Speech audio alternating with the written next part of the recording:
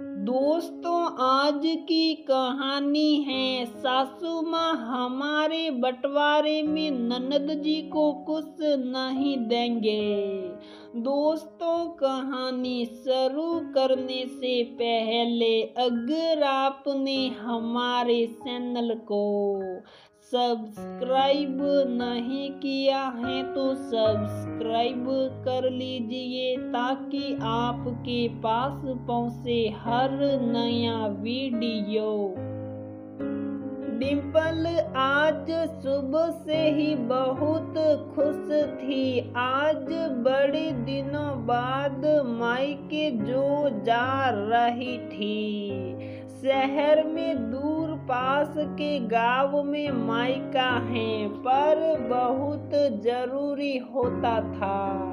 डिम्पल तभी जाती थी, एक तो स्कूल में टीचर हैं और दूसरी वो समाज सेवा भी करती थी, तो उसे ज्यादा वक्त ही नहीं मिलता था। आज वैसे भी रविवार था। डिम्पल आशीष के साथ में तैयार होकर सुबह नाश्ता करके निकल गई। डिम्पल के मायके में 2 भाई और 1 बहन हैं। आज सभी मिल रहे हैं। सभी बहुत खुश हैं। छोटी बहन सुटकी भी दूसरे शहर से आ गई और दोनों भाई भाभियां भी आ गए थे। सभी गांव के प्रत्येक घर में इकट्ठे हो गए। डिम्पल के पापा कैलाश जी ने सब बच्चों को बुलाया था। वो सबको एक साथ मिलना चाहते थे और जरूरी वकील की कार्रवाई भी करना चाहते थे। अपने जीते जी वो सब में जायदाद का बंटवारा करना चाहते थे, पर उस पर हक उनके मृत्यु के बाद ही होगा। डिम्पल की मम्मी का 1 साल पहले देहांत हो गया था। कैलाश जी भी बीमार से ही रहते थे। वो इस घर को छोड़कर कहीं नहीं जाना चाहते थे। बच्चों ने कई बार एक बोला कि पापा हमारे साथ चलो, पर वो इसी घर में रहना चाहते थे। कैलाश जी का खुद का बिजनेस है। उन्होंने उससे ही कमाया और जायदाद बनाई थी। उन्होंने अपनी देखभाल के लिए एक आदमी रखा हुआ है जो वक्त पर उनका खाना, दवाई और बाकी के काम देख लेता था। कैलाश जी अपनी दुनिया में खुश थे। कैलाश जी के दोस्त का अभी थोड़े दिनों पहले देहांत हो गया था। वो बच्चों में कुछ बंटवारा करके नहीं गए थे। उनके बच्चे आपस में अब लड़ रहे थे। मामला कोर्ट कचहरी तक पहुंच गया है। इन सब बातों से कैलाश जी बड़े ही दुखी थे। उनके बच्चों के बीच इस तरह झगड़े ना हो, इसके लिए वो सब बांट कर जाना चाहते थे। सब बच्चे इकट्ठे हो गए। आज सब ने मिलकर साथ खाना खाया। मेरे बच्चों, तुम सब जीवन भर ऐसे ही मिलकर रहो, तभी मेरी आत्मा को सुकून मिलेगा। कैलाश जी ने सबसे कहा, पापा हम सब मिलकर ही रहेंगे, आप परेशान मत हो। सुटकी ने मुस्कुरा कर कहा। तभी कैलाश जी ने कहा, मैं अपने जीवन में महत्वपूर्ण फैसला ले रहा हूँ। मैं अपनी जायदाद का अभी बंटवारा कर रहा हूँ।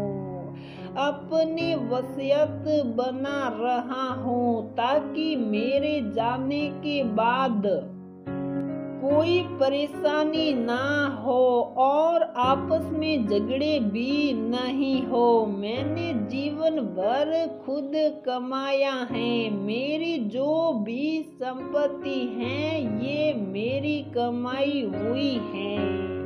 इसमें मैं अपनी दोनों बेटियों को भी हिस्सा देना चाहता हूँ। इसमें मेरे बेटों को कोई आपत्ति नहीं होनी चाहिए। सारों बच्चों ने सुना और बहुओं जवाई ने भी सुना। बेटे बहुओं का चेहरा थोड़ा उतरा जिसे कैलाश जी ने भांप लिया। उन्होंने फिर कहा कि ये मेरी निजी संपत्ति है जिसमें बेटियां भी हकदार होगी। पापा, हम दोनों को सिर्फ आपका आशीर्वाद चाहिए।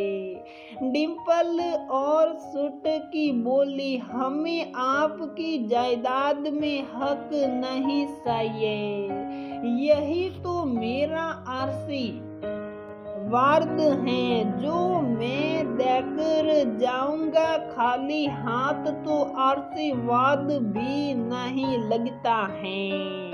तुम दोनों को अपना हक छोड़ना भी नहीं चाहिए। कैलाश जी ने कहा, मेरा ये जो मकान है वो दोनों बेटे मेरे मरने के बाद बेचकर आधा आधा हिस्सा ले लेंगे और बिजनेस के शेयर भी बराबर दोनों में बंट जाएंगे। बाकी घर की चीजें वो देख लेंगे किस तरह से बांटनी है।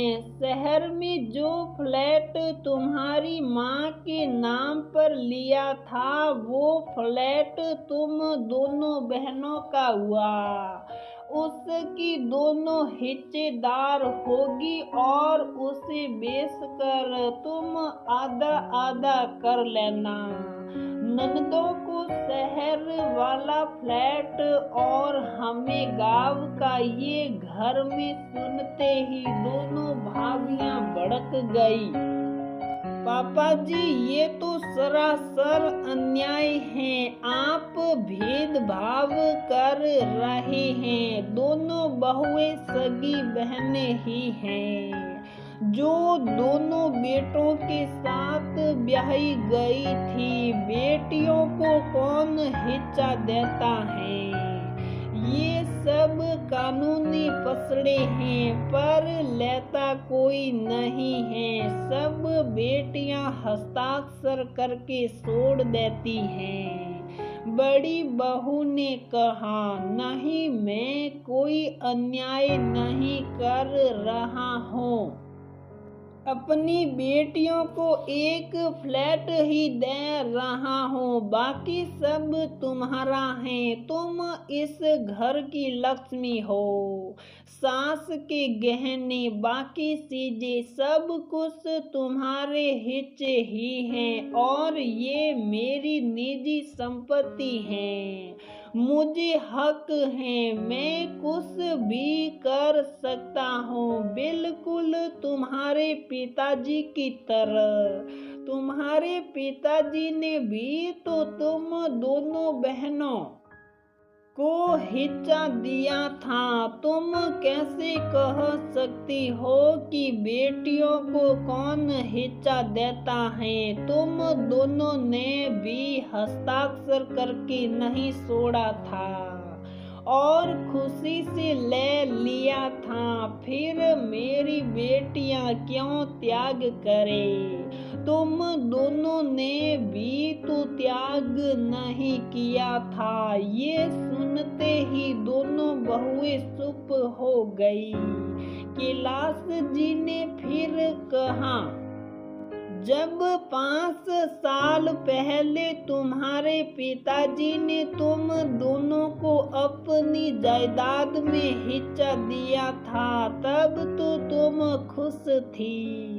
तुमने कितना खुश होकर हमें बताया था। मैंने तो तुम दोनों के पिताजी से ही प्रेरणा ली है, वरना बेटियों को कौन हिस्सा देता है, बल्कि उनसे हस्ताक्षर करवाकर उनका हिस्सा और ले लिया जाता है। जब तुम खुश होकर मायके से हिस्सा ला सकती हो तो तुम्हें उतनी ही खुशी से अपनी ननदों को भी देना चाहिए। मायके से लेते वक्त नहीं सोचा तो मेरी बेटियों को मैं दे रहा हूँ।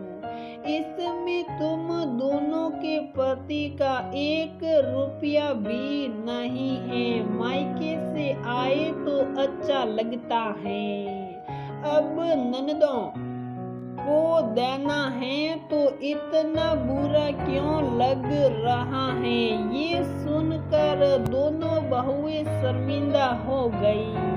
पिताजी हमें माफ कर दीजिए, जैसे हमारे पिताजी ने हमारे लिए सोचा वैसे ही आप अपनी बेटियों के लिए सोच रहे हैं। हमारे ससुराल में कोई कमी नहीं है, पर जब पिताजी ने हम दोनों के नाम एक जमीन की तो हमें बहुत खुशी हुई। एक अपनेपन का एहसास कि मायके में हमारी भी हिस्सेदारी है, हम पराए नहीं हुए। पिताजी ने हमारे भविष्य के लिए भी सोचा है, इसमें कुछ बुराई नहीं है।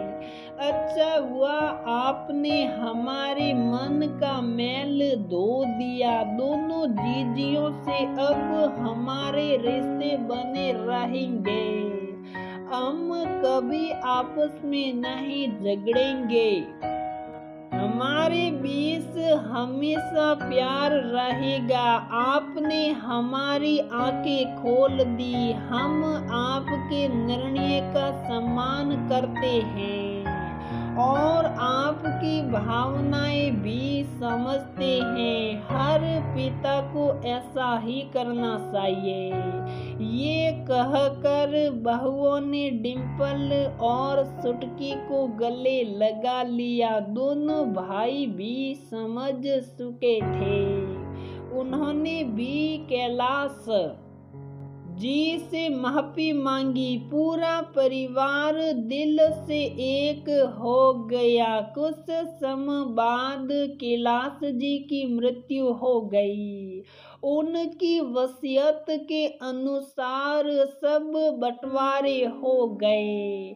डिम्पल और सुटकी को उनका हिस्सा खुशी खुशी दिया गया। आज भी समाज और रिश्तेदारों में सारों बहन भाइयों के आपस के प्रेम की मिसाल दी जाती है। तो दोस्तों, हमारी ये कहानी यहीं पर समाप्त होती है।